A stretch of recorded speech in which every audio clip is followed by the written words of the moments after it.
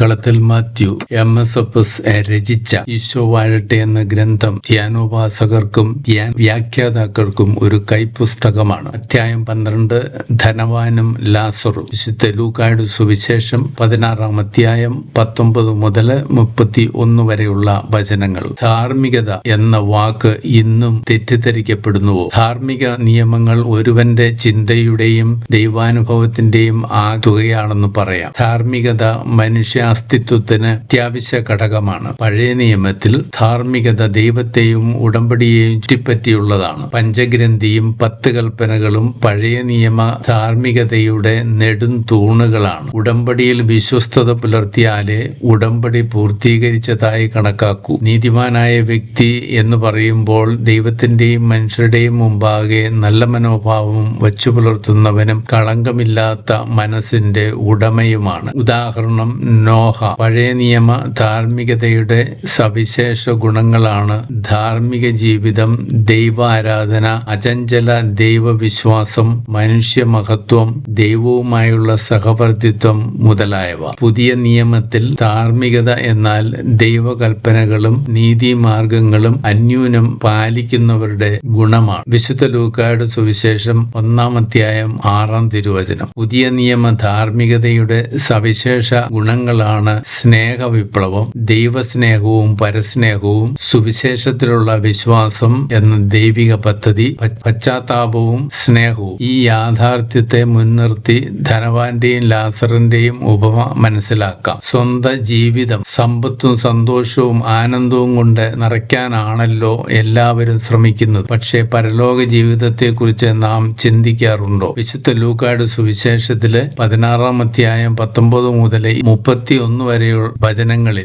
രണ്ടുപേരുടെയും അവസ്ഥകളെ ഈ ലോകത്തിൽ വ്യത്യസ്തങ്ങളായി കാണുന്നു. ധനവാൻ വില കൂടിയ നല്ല വസ്ത്രങ്ങൾ ധരിക്കുമ്പോൾ ലാസറിന് നാണം മറയ്ക്കുവാനുള്ളത് അല്പം വസ്ത്രം മാത്രം. ധനവാൻ ആവശ്യത്തിലും അധികം പോഷകാഹാരങ്ങൾ ഉപയോഗിക്കുന്നു. എന്നാൽ ലാസർ ഒരു നേരമെങ്കിലും ഭക്ഷണം കിട്ടുവാൻ വേണ്ടി മേശയ്ക്കരികിൽ കാത്തിരിക്കുന്നു. പക്ഷേ നായ്ക്കൾ താഴെ വീഴുന്ന ഭക്ഷണം ചാടി ആദ്യം കൈക്കലാക്കുന്നു. ധനവാന് ആരോഗ്യ പ്രശ്നങ്ങളൊന്നുമില്ല, എന്നാൽ ലാസർ രോഗപീഠകൾ അനുഭവിക്കുന്നു. ധനവാന് സേവ ചെയ്യാൻ ദാസന്മാരുണ്ട്. ലാസറിന്റെ വ്രണം തുടയ്ക്കുന്നത് നേഴ്സായിട്ട് വന്ന നായ്ക്കളാണ്. രണ്ടുപേരുടെയും മനോഭാവങ്ങളും വ്യത്യസ്തങ്ങളാണ്. ധനവാൻ ലാസറിന്റെ അവസ്ഥയെക്കുറിച്ച് ഒന്നും അറിയുവാൻ ആഗ്രഹിച്ചില്ല. ഇതാണ് അവന്റെ പാപം. ലാസർ തന്റെ അവസ്ഥയെ സ്വീകരിക്കുന്നു. രണ്ടുപേരും ജീവിച്ചു മരിച്ചു എത്തിയത് 2 സ്ഥലത്താണ്. ഒരാൾ സ്വർഗത്തിലും മറ്റേയാൾ നരകത്തിലും. ധനവാൻ നരകത്തിൽ യാതന അനുഭവിക്കേണ്ടി വന്നപ്പോൾ ഭൂമിയിലെ സഹോദരരെ രക്ഷിക്കുവാൻ അബ്രാഹത്തോട് പറയുന്നു. അങ്ങനെ അബ്രാഹം രംഗപ്രവേശം ചെയ്ത് വിളംബരം ചെയ്യുന്നു. ലൂക്കായുടെ സുവിശേഷം 16-ാം അധ്യായം 29-ാം വചനം. അവർക്ക് മോശയും പ്രവാചകന്മാരും ഉണ്ടല്ലോ. നാവ് നനയ്ക്കാൻ ഒരു തുള്ളി വെള്ളം നരകത്തിലില്ലാതെ വന്നപ്പോൾ പഴയ ജീവിതകാലം എപ്രകാരം ആയിരിക്കണമായിരുന്നുവെന്ന് അബ്രാഹം ഓർമ്മിപ്പിക്കുന്നു. ഈ ലോകത്തിൽ ധാർമ്മികതയ്ക്കും സഹോദര സ്നേഹത്തിനും രോഗപീഠകൾക്കും ദാരിദ്ര്യത്തിനും സഹനത്തിനും ഒത്തിരി അർത്ഥമുണ്ടെന്ന് ഇത് നമ്മെ പഠിപ്പിക്കുന്നു. ആരാണിന്ന് മോശയും പ്രവാചകന്മാരും? അത് വൈദികരും സന്യസ്തരും ജീവിത പങ്കാളിയും മാതാപിതാക്കളും ഗുരുക്കന്മാരും സഹോദരന്മാരും ആകുന്നു. ലൂക്കായുടെ സുവിശേഷം 16-ാമത്തെ അധ്യായം 31-ാമത്തെ വചനം. നാം അറിയേണ്ട കാര്യങ്ങളാണ് യുദ്ധം, കുറ്റകൃത്യങ്ങൾ, അനീതികൾ, അക്രമങ്ങൾ, ജാതിയുദ്ധങ്ങൾ, ഭാഷായുദ്ധങ്ങൾ, നിറത്തിന്റെ പേരിലുള്ള വേർതിരിവ് മുതലായവ. ധനവാന്റെ മനോഭാവം ഉപേക്ഷിച്ച് തന്നെയും മറ്റുള്ളവരെയും ലോകത്തെയും അറിയുവാനുള്ള ഉത്തരവാദിത്വം ഓരോരുത്തർക്കുമുണ്ട്. അതായത് ഈ ലോകത്തിലെ മനുഷ്യ പ്രവർത്തനങ്ങൾക്ക് വലിയ പ്രാധാന്യവും സ്ഥാനവും ഉണ്ടെന്ന് നമുക്ക് ചിന്തിക്കാം. സ്വർഗോന്മുഖരായി ജീവിക്കുക എന്നതാണ് പ്രധാനം. സ്വർഗം അവസ്ഥാവിശേഷമാണല്ലോ. ഇന്ന് ധനവാനും ലാസറും തമ്മിലുള്ള അകലം അനുദിനം വളർന്നുകൊണ്ടിരിക്കുന്നു. സ്വാർത്ഥരൂപം പൂണ്ട മണിമന്ദിരങ്ങൾ വർദ്ധിക്കുന്നു. അതോടൊപ്പം കുടിലുകളും ചേരികളും വർദ്ധിക്കുന്നു. യഹൂദർ സദ്യയ്ക്ക് ശേഷം കൈ തുടച്ചിട്ട് എറിഞ്ഞു കളഞ്ഞ റൊട്ടി കഷ്ണമാണ് ലാസർ വിശപ്പടക്കാൻ ഉപയോഗിച്ചിരുന്നത്. മരണശേഷം ഗതി മാറാം. ആയതിനാൽ ഓരോ ക്രിസ്തു ശിഷ്യനും ദരിദ്രരെ സഹായിക്കുവാൻ കടപ്പെട്ടവനാണ്. ദരിദ്രരോട് സുവിശേഷം പ്രസംഗിക്കുവാനും ബന്ധിതർക്ക് മോചനവും അന്തർക്ക് കാഴ്ചയും അടിച്ചമർത്തപ്പെട്ടവർക്ക് സ്വാതന്ത്ര്യവും നൽകുവാനും ആണല്ലോ ക്രിസ്തുനാഥൻ വന്നത്. ധനവാൻ പാപം ചെയ്തിരുന്നതായി ബൈബിളിൽ കാണുന്നില്ല എങ്കിലും അദ്ദേഹം മരണശേഷം ശിക്ഷ അനുഭവിക്കുന്നു. നന്മയുടെ നേർക്ക് കണ്ണടച്ചതാണ് ശിക്ഷയ്ക്ക് കാരണം. അവഗണന കാട്ടിയ സ്നേഹനിയമങ്ങൾ ധനവാനെ വിധിക്കുമ്പോൾ നമ്മെയും ഈ വിധി കാത്തിരിക്കാതിരിക്കട്ടെ. ധനവും സമ്പത്തും പല കഴിവുകളും അധികാരവും എല്ലാം നമുക്ക് ദൈവം തന്നിരിക്കുന്നത് സഹോദരരുമായി പങ്കിടുവാനാണ് എന്ന് നമുക്ക് മറക്കാതിരിക്കാം. മറ്റുള്ളവർക്കായി നിങ്ങളിൽ ഭരമേൽപ്പിക്കപ്പെട്ടിരിക്കുന്നത് നിങ്ങളുടെ സ്വന്തമായി കരുതി വെച്ചാൽ നിങ്ങളെ മോഷ്ടാവെന്ന് വിളിക്കാം. ഊഴ്ത്തിവെച്ചിരിക്കുന്ന ഭക്ഷണം പട്ടിണിപ്പാവങ്ങളുടേതാണ്. നിങ്ങൾ ധരിക്കുന്ന വിലപിടിപ്പുള്ള വസ്ത്രം നഗ്നരുടേതാണ്. നിങ്ങൾ കുഴിച്ചിട്ടിരിക്കുന്ന പണം പാവങ്ങളുടേതാണ്. കൊടുക്കുവാൻ മനസ്സില്ലാത്തവൻ അപരാധിയാണല്ലോ. ധനവാന്റെയും ലാസറിന്റെയും ഉപമ നമ്മുടെ അന്ത്യവിധിയെക്കുറിച്ച് നല്ല കാഴ്ചപ്പാട് നൽകുന്നു. എന്റെ ഏറ്റവും ചെറിയ സഹോദരന് നൽകിയപ്പോഴെല്ലാം എനിക്ക് തന്നെയാണ് നൽകിയത്. മത്തായി 25:40. സമ്പൂർണ്ണ മനുഷ്യ ജീവിതം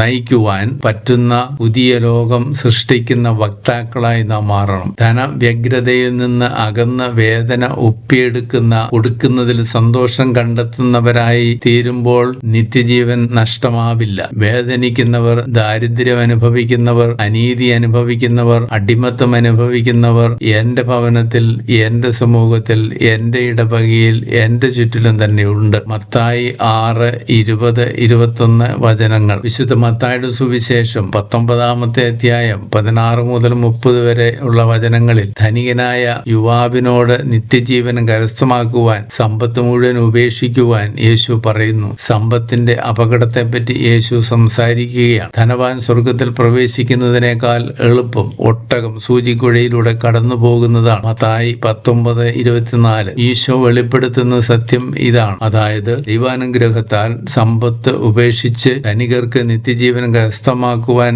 കഴിയുമെന്നാണ്. നിത്യജീവൻ കരസ്ഥമാക്കാൻ യേശുവിന്റെ ശിഷ്യരാകാൻ സമ്പത്ത് ഉപേക്ഷിച്ചാൽ എന്ത് കിട്ടും എന്ന് പത്രോസ് ചോദിക്കുമ്പോൾ ഈശോയുടെ മറുപടി ഇതായിരുന്നു: ത്യാഗത്തിന്റെ പ്രതിഫലം യുഗാന്ത്യത്തിലായിരിക്കും. അതോടൊപ്പം ഇവിടെ വെച്ച് തന്നെ എല്ലാം അനേകം മടങ്ങായും 100 ഇരട്ടിയായും ലഭിക്കുമെന്ന വാഗ്ദാനവും. നിത്യജീവന് ഈ ലോകത്തിൽ വെച്ച് തന്നെ ഒരുങ്ങുവാനും അതിന് തടസ്സമായി നിൽക്കുന്നവയെ ഒരുവന്റെ ജീവിതത്തിൽ നിന്ന് നീക്കം ചെയ്യുവാനുമുള്ള ആഹ്വാനമാണ് ലാസറിന്റെ ജീവിതം നമുക്ക് തരുന്നത്. പണത്തോട് അമിതമായ സ്നേഹമുള്ളവരോടുള്ള ഒരു നിർദ്ദേശമാണ്. പാവപ്പെട്ടവരുടെ വേദന മനസ്സിലാക്കുവാൻ ധനികനെ ധനതൃഷ്ണ തടസ്സപ്പെടുത്തുന്നു എന്നുള്ളത്. നിയമാനുഷ്ഠാനം മാത്രം പോരാ, തന്നെക്കുറിച്ചുള്ള അവലോകനം എന്നും അത്യാവശ്യമാണ്.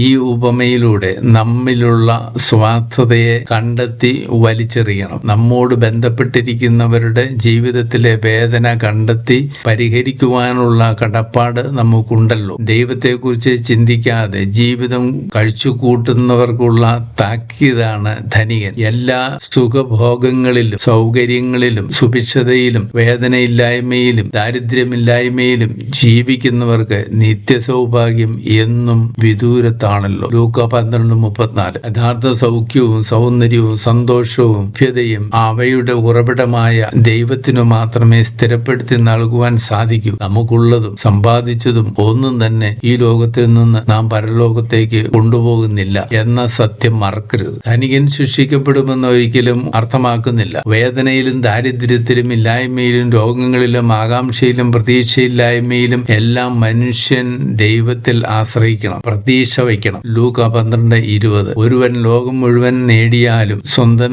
ജീവൻ നഷ്ടപ്പെടുത്തിയാൽ അവനെന്ത് പ്രയോജനം? മർക്കോസ് 8:36. ലൗകികതയോടുള്ള സമീപനം മനസ്സിലുപേക്ഷിച്ച് ദൈവത്തോടടുക്കുവാനും നിത്യസൗഭാഗ്യം സ്വീകരിക്കുവാനും കഴിയണം. അമിതവും അനാവശ്യവുമായ ഇഷ്ടവും അടുപ്പവും ബന്ധവും വ്യക്തികളോടോ വസ്തുക്കളോടോ ഉണ്ടാകുന്നത് യഥാർത്ഥ ജീവിതത്തെ നശിപ്പിക്കുന്നു. ദൈവാശ്രയം നമ്മെ സ്വയം പക്വതയിലും സന്തോഷത്തിലും വളർത്തുന്നു. ധനികനും അവിശ്വസ്തനുമായ കാര്യസ്ഥനും പണം കൈകാര്യം ചെയ്യുന്നതിൽ വീഴ്ച വരുത്തി. എന്നാൽ അതിന്റെ അപകടം പിന്നീടാണ് അറിഞ്ഞത്. ജീവിതത്തിൽ രണ്ടുപേരും കുറെ നാളത്തേക്ക് വിജയിച്ചു എന്ന് തോന്നിയവരായിരുന്നു. നമ്മിൽ പലരും സമ്പത്തിൽ കഴിയുമ്പോൾ മറ്റാരുടെയും സഹായം വേണ്ട എന്ന് കരുതുന്നു. ഞാൻ നല്ലവനാണ്, ഞാൻ മറ്റാരുടെയും ജീവിതത്തിൽ അനാവശ്യമായി ഇടപെടുന്നവനോ അനീതി പ്രവർത്തിക്കുന്നവനോ അല്ല എന്ന് കരുതുമ്പോൾ അത് സ്വാർത്ഥതയോ അഹങ്കാരമോ നഷ്ടമോ ആയിത്തീരാം. പണം കാരുണ്യ പ്രവൃത്തികൾക്കായി വിനിയോഗിക്കുവാനുള്ളതാണല്ലോ. ദൈവം ഇറങ്ങി വന്ന് പറഞ്ഞാൽ മാത്രം മാനസാന്തരപ്പെടാൻ നോക്കിയിരിക്കുന്നവർ നരകത്തിലേക്ക് കാലും നീട്ടി വച്ചിരിക്കുകയാണ്. ധനികനെ പോലെ പിതാവായ അബ്രാഹമേ എന്ന് വിളിച്ചിട്ട് കാര്യമില്ല. കാരുണ്യ പ്രവൃത്തികൾ ചെയ്താലേ യുഗാന്ത്യത്തിൽ അബ്രാഹത്തിന്റെ മടിയിൽ